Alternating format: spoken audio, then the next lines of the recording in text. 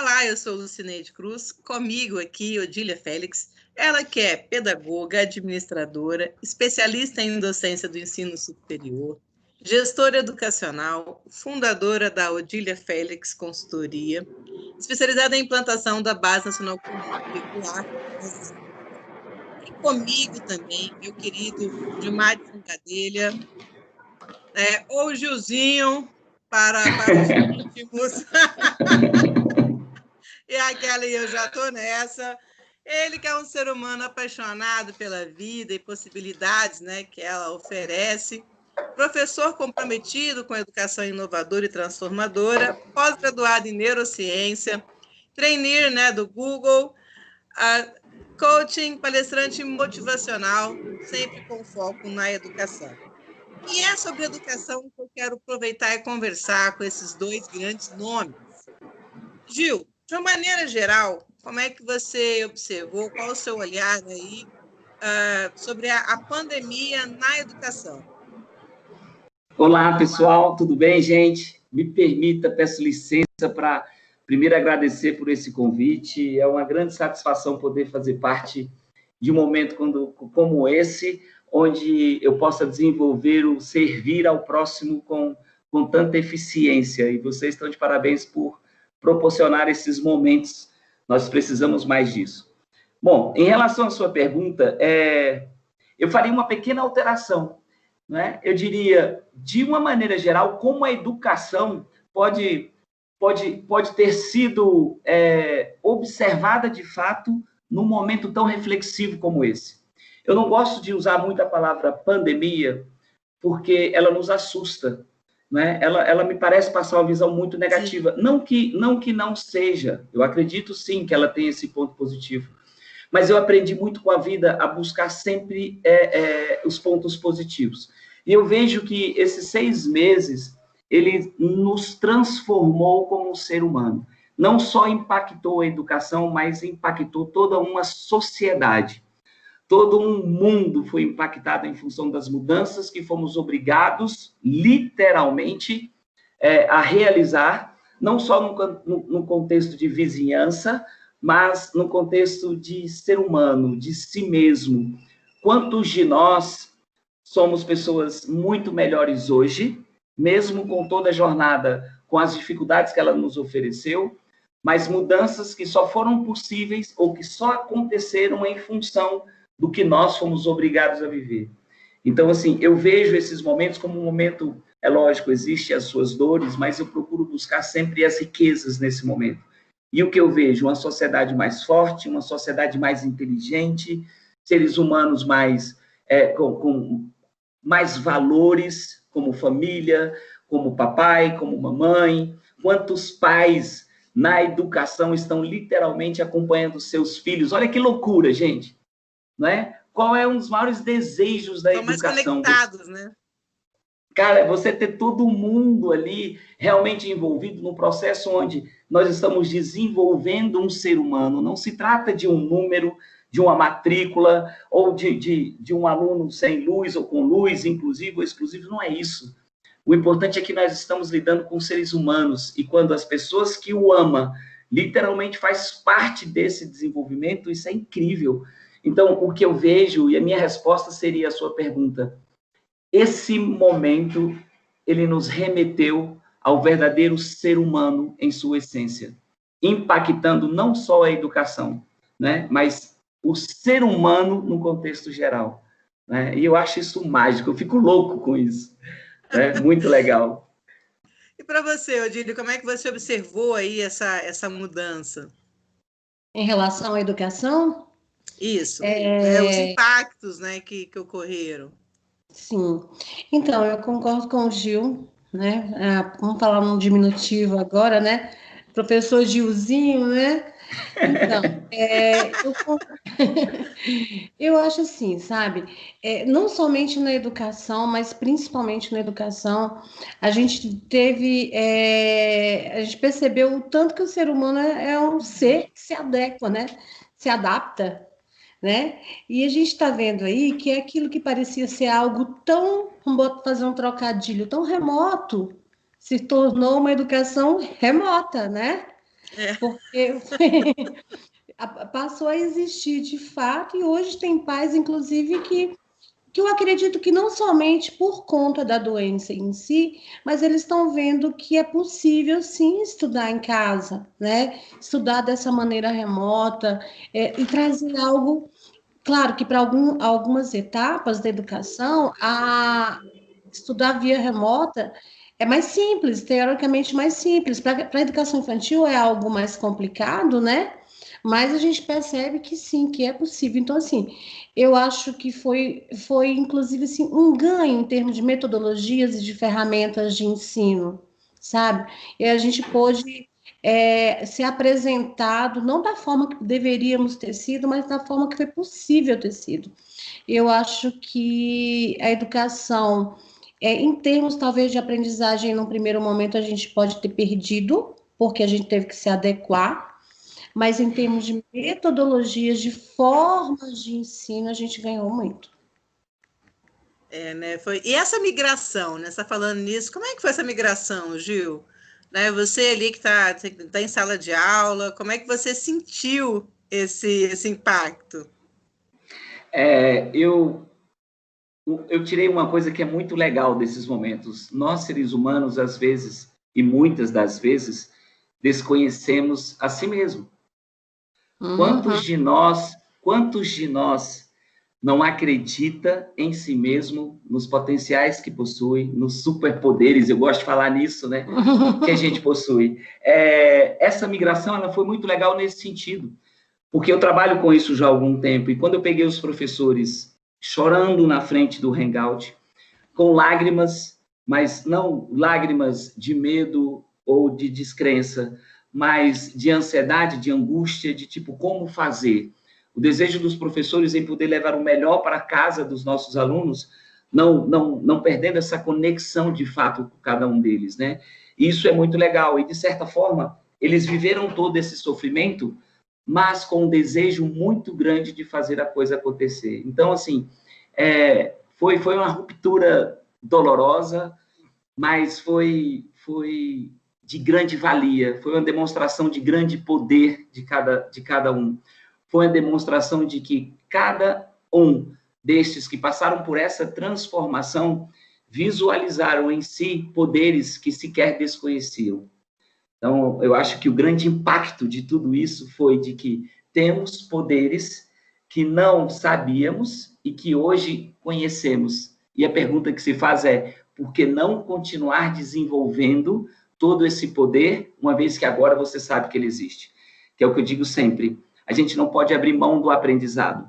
E quantos de nós, educadores, há tempos atrás, nos contentávamos com o conhecimento estático, não permitindo uma flexibilidade mental, né? Eu costumava até dizer, né? Éramos mendigos intelectuais, aqueles que estavam satisfeitos com o conhecimento, acreditando que este era o suficiente para o aprendizado, abrindo mão do aprender. E uma coisa que eu aprendi com a vida, em mais de 30 anos na educação, precisamos, a todo instante, ter humildade para aprender e generosidade para ensinar. Né? Não podemos abrir mão disso. Isso foi totalmente necessário, né? Porque muitas ferramentas, né? As ferramentas tecnológicas, que o professor que está ali em sala no dia a dia não utiliza, porque ele estava ali fisicamente, então ele não tinha. E muitos não fossem, olha, não faz parte do meu cotidiano, do meu rol de conhecimento, porque eu não uso isso, né? E aí, de repente, bum. Né? Então, essa descoberta das ferramentas também, né? Isso. Até o ambiente, meninas, em que os professores foram colocados. Eu passei por situações do professor se questionar, fala, Gil, eu estou acostumado a olhar para o meu aluno, aqui eu não consigo ver meus alunos, eles não abrem a câmera, não tem foto, né? Como é que eu faço para fechar o microfone? Eu quero o microfone fechado, como é que abre? Então, assim, não foi só uma transformação em termos de conhecimento, foi uma transformação em todos os sentidos. É lógico, isso gerou uma movimentação em uma região que é muito perigosa, inclusive, porque nós mexemos com a inteligência emocional de muitos de nós, professores.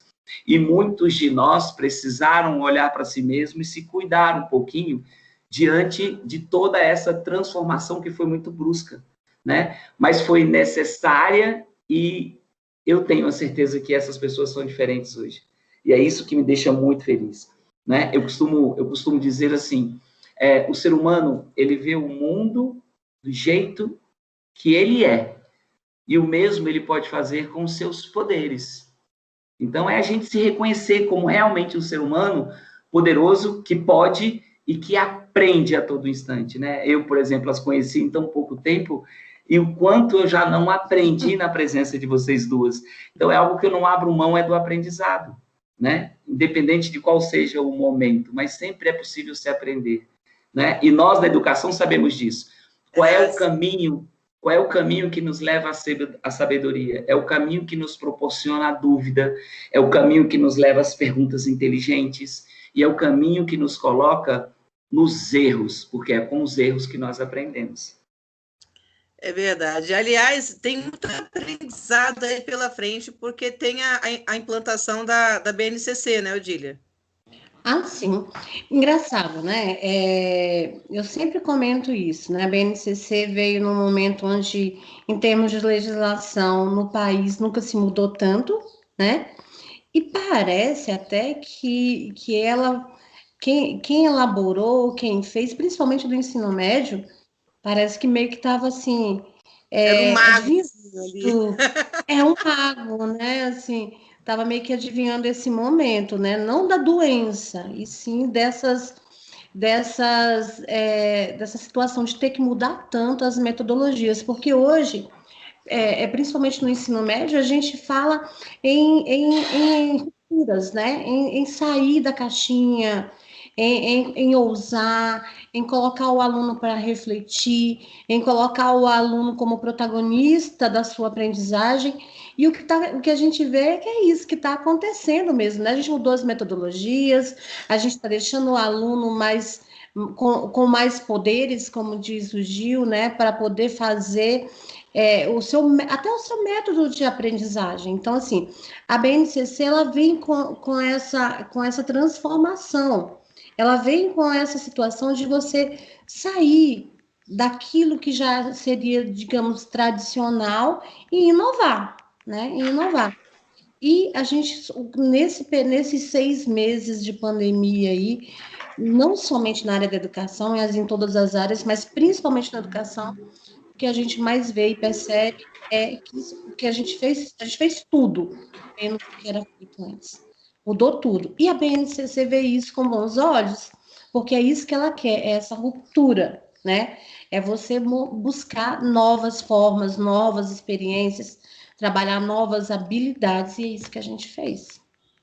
Pois é, eu acho que facilitou até a implantação da cultura, né, Gil? Porque às vezes no dia a dia ali, quando a pessoa assim, eu estou acostumado a desse jeito, que história é essa, né? Sempre foi feito assim. Aí, de repente, pegou um momento que tudo mudou, né? Nada está sendo feito da forma como era feito antigamente, né? Em termos de sala de aula. E aí é um momento, né, que eu diria estar falando, né? Que a BNCC se encaixa perfeitamente, porque ela traz muita ruptura, né? Então, talvez no processo de implantação, ela teve um ganho nesse momento. Certeza. Porque as pessoas já falam assim, a gente já mudou tanto, mudar mais um pouquinho, não é? Já não assusta tanto. O interessante é que parece que você não estava lendo os meus pensamentos, né? Eu estava ouvindo a Odília falar e fazendo uma viagem, né? Nos meus anos de sala de aula e das mudanças, das constantes mudanças, né? E essa questão da cultura. Porque o que acontece? O ensino híbrido, ele não surgiu na pandemia, né? Eu fiz uma pós-graduação a respeito de ensino híbrido em 2016.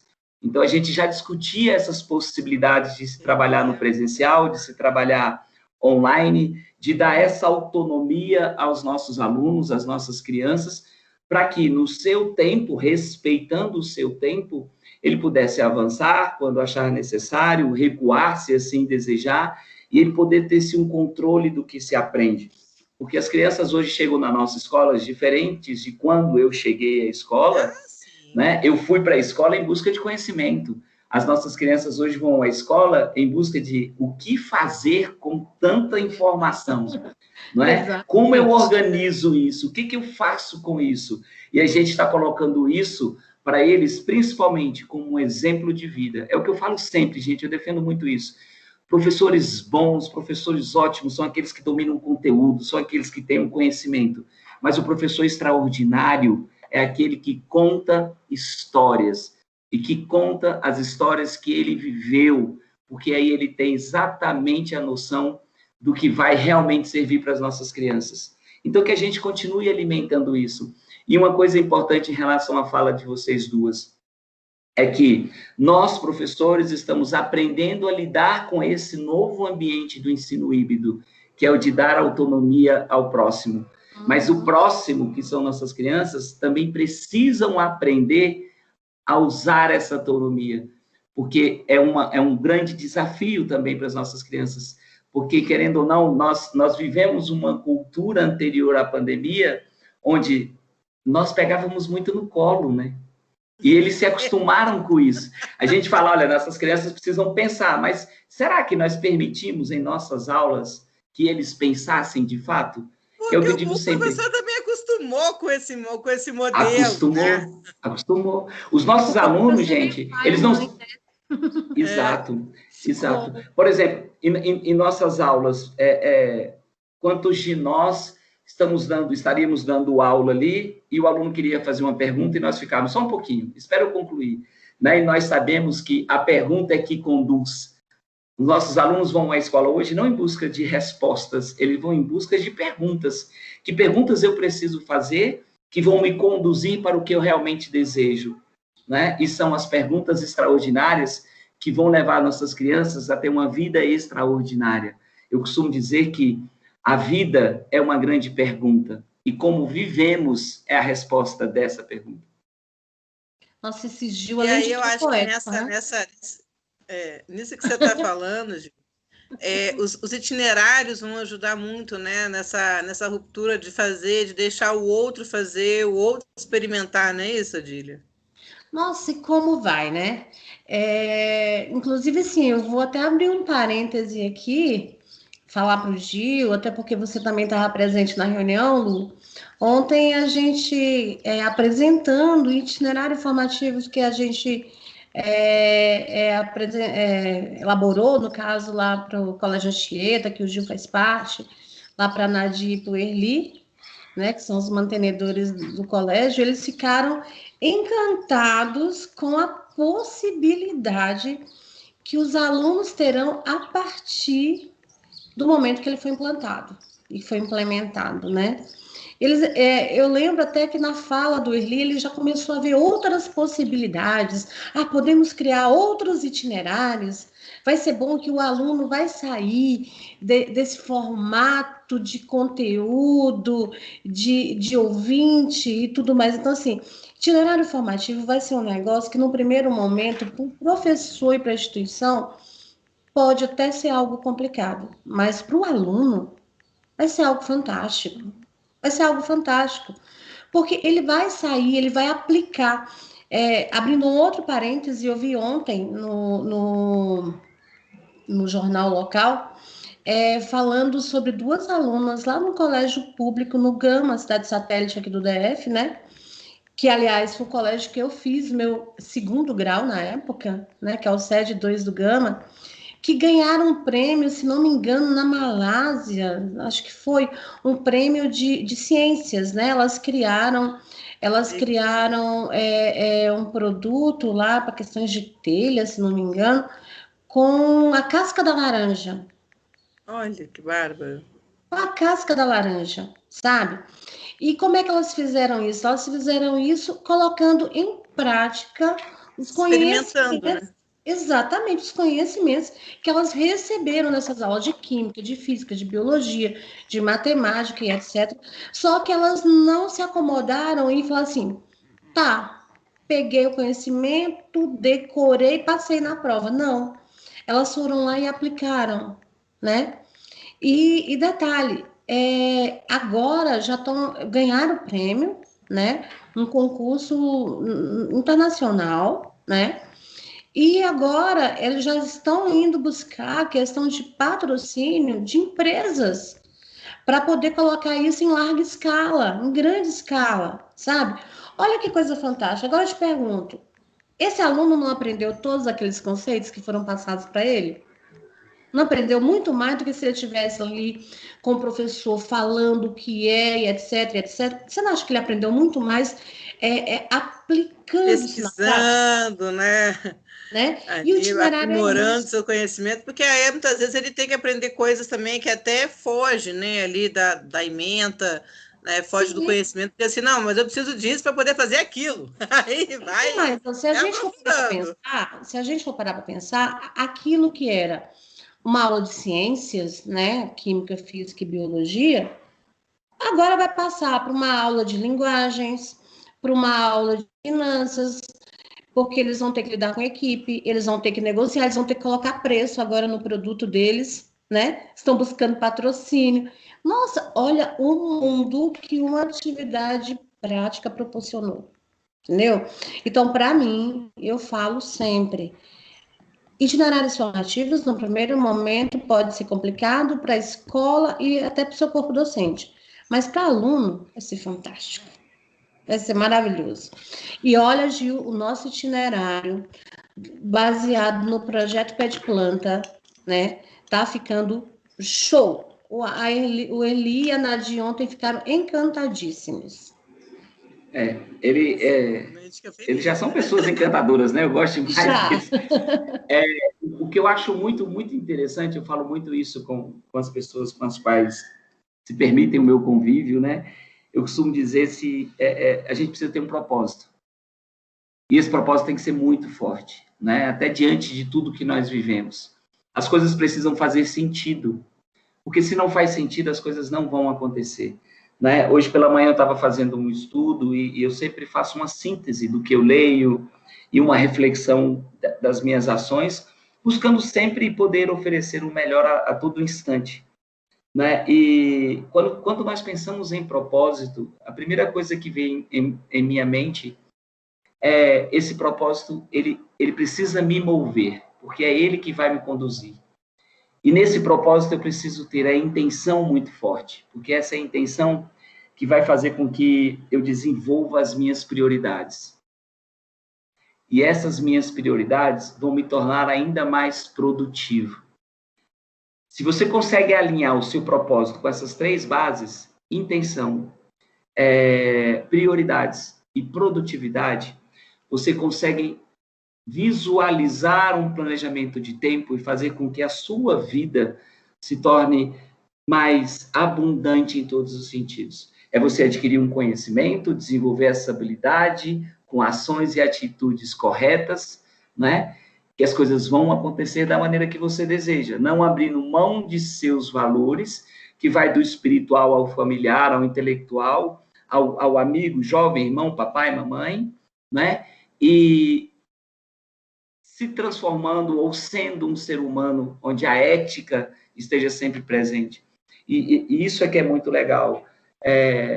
As nossas crianças, elas precisam entender que a química por si só, ela não vai contribuir se porventura ele não vê sentido no que se aprende.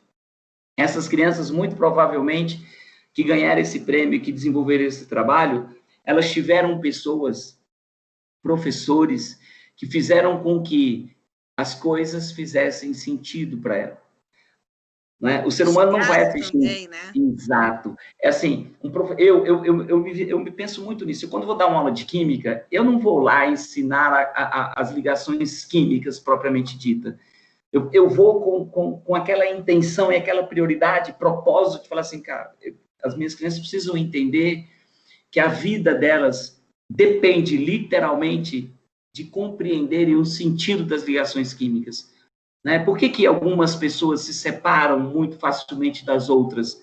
Porque essas interações não são tão fortes. Com as moléculas é a mesma coisa. Por que algumas são mais voláteis do que outras? Porque as interações não são fortes. Né? Por que alguns relacionamentos são mais resistentes aos desafios diários, enquanto outros se rompem com muita facilidade. Essas interações, elas são entendidas quando você passa a entender o seu corpo como uma química acontecendo a todo instante, né? É uma sopa de hormônios, de emoções, de alegria. E quando você mostra para as crianças que a química pode ajudar você a ter esse controle emocional, ele passa a levar mais a sério o que você diz. Eu tenho um aluno, se me permita, vou ser muito rápido. É difícil eu falar 25 minutos, viu? Mas é porque é uma história muito legal. E nós cometemos, às vezes, de forma inconsciente, algumas injustiças, né?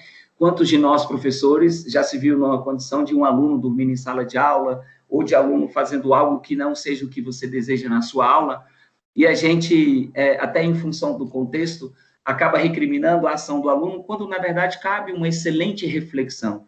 O que nos leva a dormir ou a fazer algo diferente dentro de um ambiente que fazemos parte?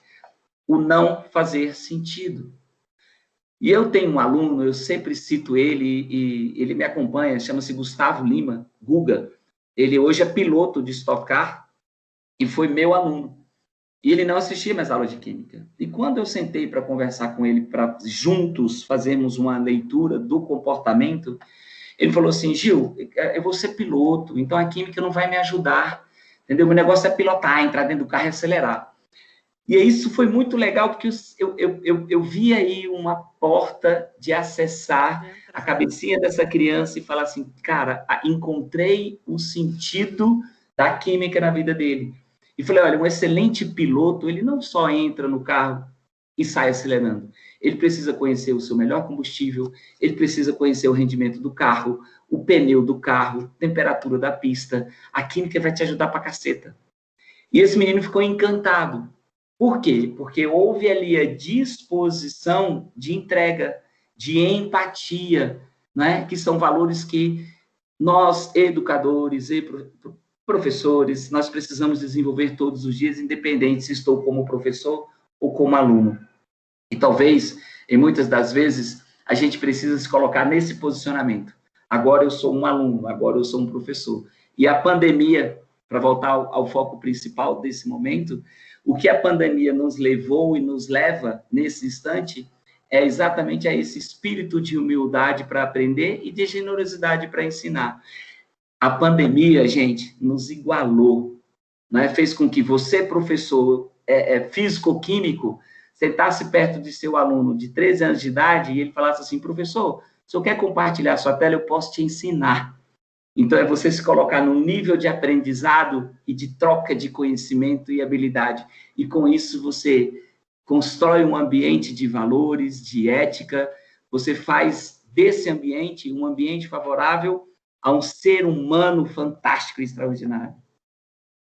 Gente, que delícia esse papo. É muito bom estar com vocês. Temos que repetir. Olha, falar sobre educação é apaixonante, ainda mais com duas pessoas tão especiais que dedicam aí realmente a sua vida, né, são comprometidas, empenhadas em tudo que fazem, né, e pensam sempre no impacto do que vão gerar, né? São duas pessoas transformadoras, né? Eu tenho uma admiração muito grande por vocês, pela forma como vocês trabalham, né, a dedicação com que vocês fazem a diferença na vida dos outros, né? Então, gente, muito obrigada por esse bate-papo de hoje, uma delícia, e vamos repetir, um beijo enorme. Lu, prazer novamente estar aqui, e depois, claro, a gente vai voltar mais vezes, mas ao pouquinho eu tô voltando, tá? Saudade desse público. Obrigada, Gil. Vamos nos ver muito mais vezes. Lu, Odília, vocês foram duas pessoas que chegaram em minha vida há tão pouco tempo e, de certa forma, já impactaram. Vocês são seres humanos que impactam vidas, e isso é muito legal. Que vocês continuem com essa contribuição incrível. Contem comigo sempre que precisarem. Nós precisamos de bons exemplos, não só na educação, mas na vida. As nossas crianças precisam de bons exemplos para superarem os desafios diários e acreditarem que são super poderosas e que sonhos podem sim ser realizados. e que nós estamos aqui também para ajudar em todos os sentidos. Muita gratidão, tá? Um beijo muito carinhoso nas duas e que a gente se encontre outras vezes. Será sempre um prazer. Ainda. Então, Beijo tá, enorme, gente. Até logo. Beijo, até mais.